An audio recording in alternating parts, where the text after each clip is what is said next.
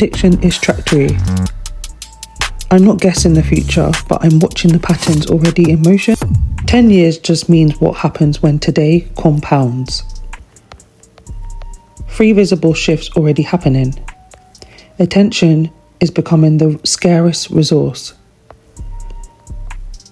Platforms compete for time, not quality.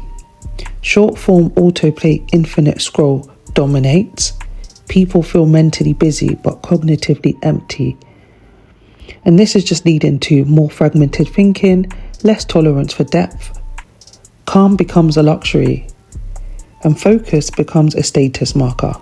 The algorithms forcing us all to be on the internet a lot more and to engage more and to watch what we post more, which is ultimately taking a lot of our attention and our clarity. Shift 2. Identity becomes modular. What's already happening? People run multiple accounts, personas and roles. Work identity equals social identity and private self. Digital pressure matters as much as physical presence. This leads to flexible lives but weaker grounding. Reinvention becomes normal, confusion around who I am without performance.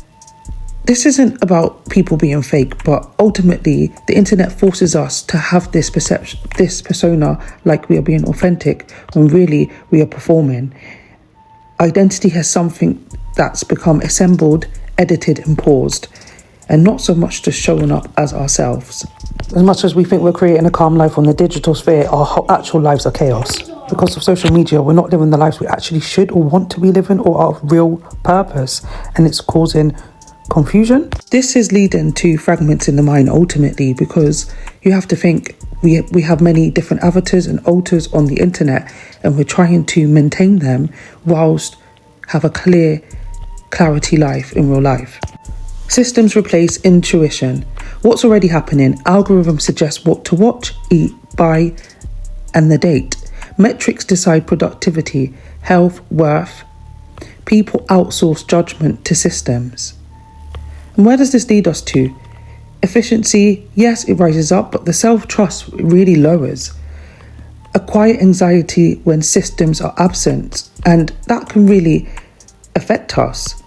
And I'm not taking this out on technology. I don't blame technology. It's down to how we use it.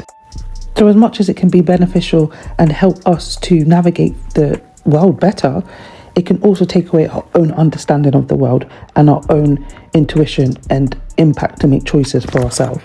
So one underrated upside, which to me is so important and a very big shift. Clarity becomes magnetic. What's already happening? People are still craving that stillness, meaning and coherence. Long form content resurfaces quietly and offline rituals start to return. Journaling, walking, reading, the things that used to be normal for people, which now has to be referred from a counsellor or a therapist or some sort of coach for people to take action in their own lives. Why this matters so much: when everything accelerates, signal stands out, calm thinkers become anchors, depth becomes very rare, therefore more valuable. So I wouldn't say use AI for self-help, and I wouldn't say resist it. It's just a natural counterweight balance of what we want for ourselves and lives. And I feel like this is a time where, as much as it's taken all our attention, the technology, it's also allowing us to appreciate the small things in our life, the clarity in our life. And it's given people, the people that focus on clarity, a space to regain control and ultimately attract and navigate the right people and attention, as attention is so quick and sharp on the internet nowadays that when we can align with the right people and recreate the right spaces, it does attract the right alignment. So in 10 years from now, the question won't be what tools I used, but whether I learned to hear myself under the noise.